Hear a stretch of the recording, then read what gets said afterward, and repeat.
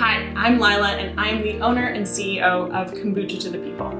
I'm going to show you how to make my herbal flavored kombucha today.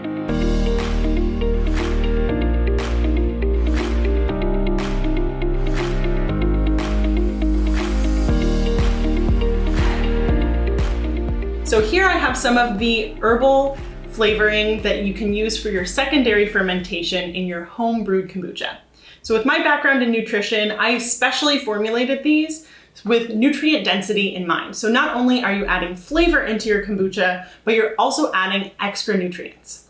So I'm going to show you how to flavor with these flavorings. You can purchase them on my Etsy shop at Kombucha to the People.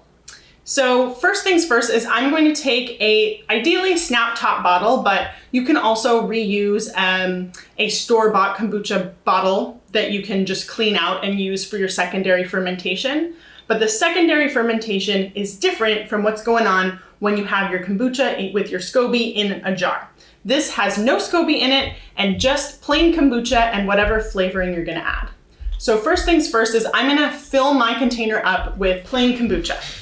So filling this up, I want to leave a little bit of room for the carbonation to build as well as a little bit of airspace. So I'm going to fill it up about, I would say 90% way full. So that's looking pretty good. So as you can see, this kombucha is nice and carbonated, which means the fermentation process is happening.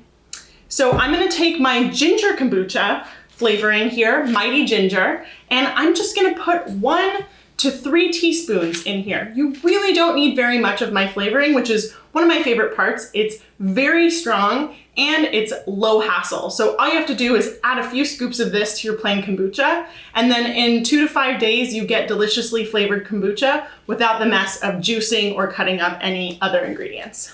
So I'm gonna open this bag.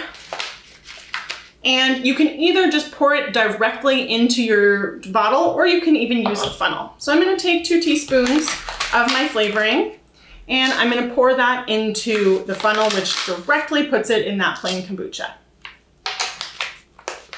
The next thing I'm gonna do is I'm gonna seal the top of my bottle. These snap top bottles really keep in the carbonation because you can see how tight they keep everything in there.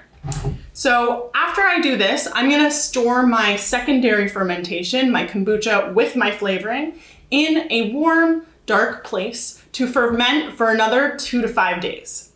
Every other day or so, you're gonna wanna make sure to burp your kombucha.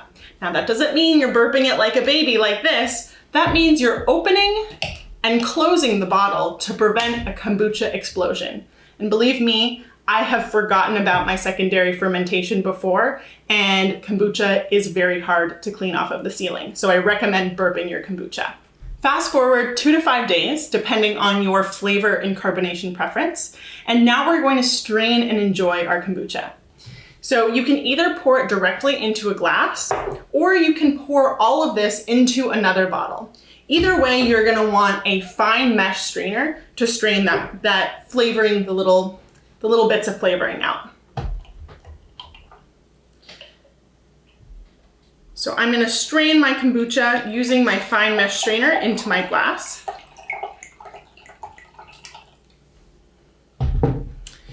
And then I'm going to give my kombucha a little taste. Yes, perfectly fermented, carbonated, gingery, and sweet.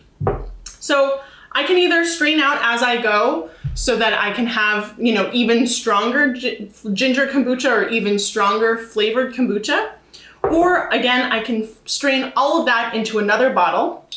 And the end of the line is sticking your strained out flavored kombucha in the refrigerator, which is going to stop the fermentation.